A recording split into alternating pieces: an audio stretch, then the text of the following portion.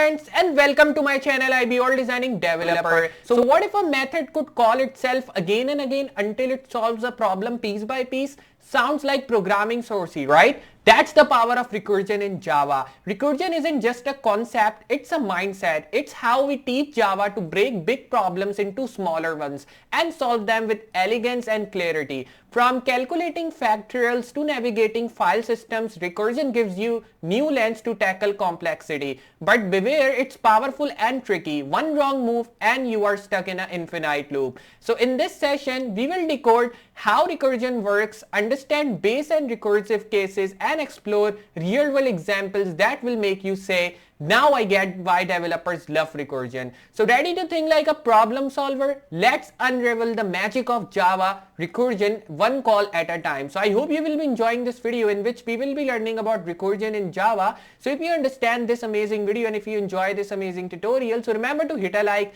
and if you're new on this channel, want to see more videos like this, so remember to subscribe, and after subscribing, hit notification bell so you can get the notifications of all my videos which I will be uploading in future. So now what we are waiting for, let's move to computer screen and let's dive into it. Alright, so we are on the computer screen, and like I've told you in the start that today in this video I will be telling you that how we can use recursion in Java, or what is this term meaning recursion. So if we talk about recursion in Java, so recursion is the technique of making a function call itself. This technique provides a way to break complicated problems down into simple problems which are easier to solve. Recursion may be a bit difficult to understand. The best way to figure out how it works is to experiment with it. So it is simply saying me that recursion is a technique of making a function call itself. In short word, you can say when you are calling a function and you need to just use a technique to call a function, so for that you can use recursion there. How we can use recursion? The best way to figure out how it works, we need to experiment with it. And how we will be doing that? For that we need to open our NetBeans IDE, because you all know that when we were just working with Java or running any tag in Java, we were just using this NetBeans IDE. And if you are a beginner starting with Java, I will prefer you to use this IDE, which is a good IDE for a beginner. So I will be removing this start page, and you can just see this is our init main.java file which we have created. And in the previous video we were just working that how we can use scopes in Java, and I hope you understand that what are the two commonly used scopes in Java and how we use it. Now we need to understand different thing, that how we can use recursion when we are starting with Java. So what I'm going to do is I will be removing all these things which I am getting here in this main class and in this method of main which we have created, by removing these all like this.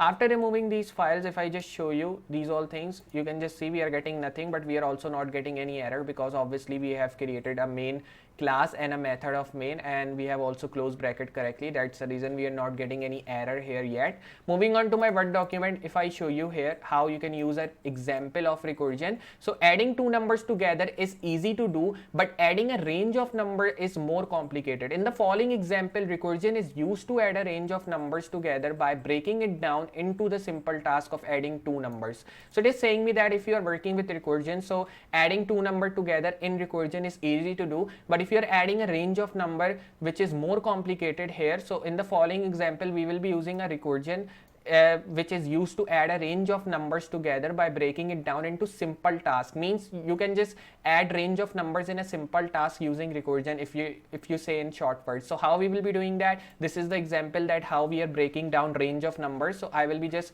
copying these all things, and if we just see in example what it is written, is saying me that use recursion to add all of the numbers up to 10. So it is saying me use this recursion method to add all of the numbers which you are seeing up to 10. So if you want to add, you can add, but it's up to you that if you're using this example, so you can do these all things, but you can add all the numbers up to 20, up to 30, up to 40, up to 50 as well. It's up to you totally. But in this example it is giving me this task, so we can just apply this task here and we can just see what output we are getting. Moving on to these things, I will be removing all these things, and in the place of it I will be pasting all these things again. So you can just see we have created one class main, method main, and then we have created one data type of init in which I have created a variable of result. So remember, when you are creating a variable here, so you need to add the variable name same as when you are printing that. And after printing this variable, I have created one public stat, and then we have created again the data type of init in which I have written the variable of sum.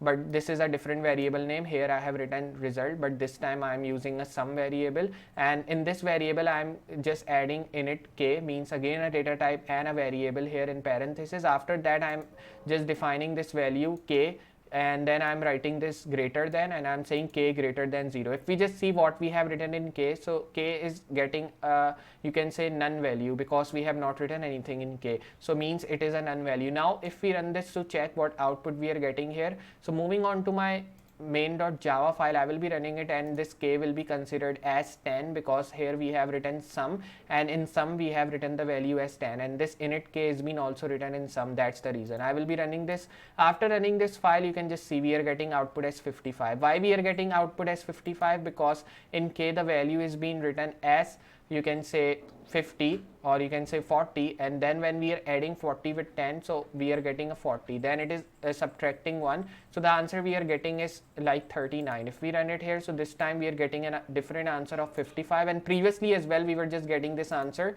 because we have written the number 10 here and the 50 printed with that. That's the reason. And when it is being subtracted by 5, the number 60, so we are getting the answer as 55 printed. And how we are getting? Because we are adding 50 with 10, because this k value which we have written is considered as 50, and when we are adding this 50 value with this sum of 10, so the output we are getting is 60, and then we are subtracting it with 5, and that's the reason we are getting the answer as 55 printed in the output. So I hope you understand how we are just using this method of recursion to print numbers up to 100 or up to 10 as well. So moving on to my Word document here, I will be just moving down, and if we understand the example that why we are getting that answer 55 printed. So when the sum function is called, it adds parameter k to the sum of all numbers is smaller than k, and then it returns the result. When k becomes 0, the function just returns 0 when running the program. Follow these steps. Since the function does not call when k is 0, the program stops there and returns the result. So that's the reason we are getting the answer 55.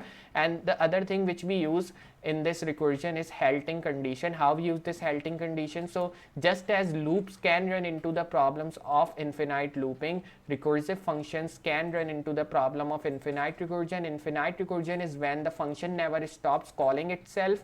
Every recursive function should have a halting function, which is the condition where the function stops calling itself. In the previous example, the halting condition is when the parameter k becomes 0. Then it is helpful that to see a variety of different examples to better understand the concept. In this example, the function adds a range of numbers between a start and end. The halting condition for this recursive function is when end is not greater than start. So it is just saying me that when you are starting with halting condition, so when you just use recursion, so in recursion there is one problem of infinite loop. Like if you are creating a recursion and by mistake if you have done some mistakes, so you get an infinite loop running in your output, and if you want to stop that loop, so you can do that. It's not a big deal, but you want to take care of that mistake, or if you want to just you can say you don't want to get that mistake again and again in your work when you are using recursion here. So it is helpful to see a variety of different examples to better understand how you can do that. So one example is halting condition, that how you can use halting condition in your recursion to just add all of the numbers between 5 to 10. We are using a recursion but with halting condition, as at the top we are just using normal recursion without any condition like here we are using. So moving down, if we just use these all things with halting condition to see what output we are getting, so you will be getting the same output, but now we are getting the same output because we are just using a different method. At the top again we are getting the output as 55, but here again we will be getting the same output but in a different way.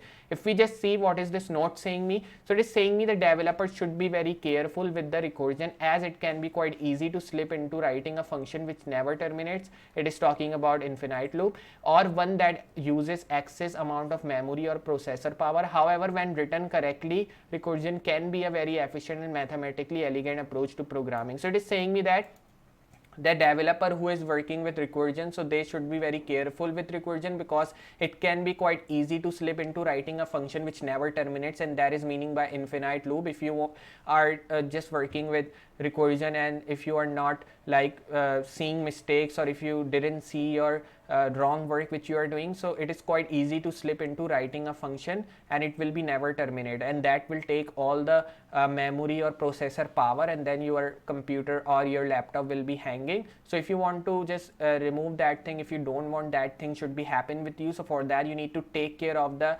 recursion which you are creating. And remember, when you are creating recursion, you can just first of all create a recursion of up to 10 numbers, sorry, because if you create a recursion of up to 10 numbers, so you will, if you just do some mistake there, so it will be only running 10 times infinite loop. But if you just add the number like big number like 100, 200, so it will be running infinite loop 200 times. And if that happens, so your memory processor will taking like so much memory and so much like storage here, and then your PC or your laptop will be hanging too much. So that's the reason it is saying that you need to take care about that. But if you write correctly, so it can be very efficient, mathematically elegant approach when you are working with Python or Java. So moving on, I will be copying this thing and then I will be opening my NetBeans IDE, pasting these all things here. After running this file, if I just show you the output we are getting this time is 45, because previously we were getting 55, which was the different number because we were just only using one value there in the sum variable, which was 10. But this time we are using two values here,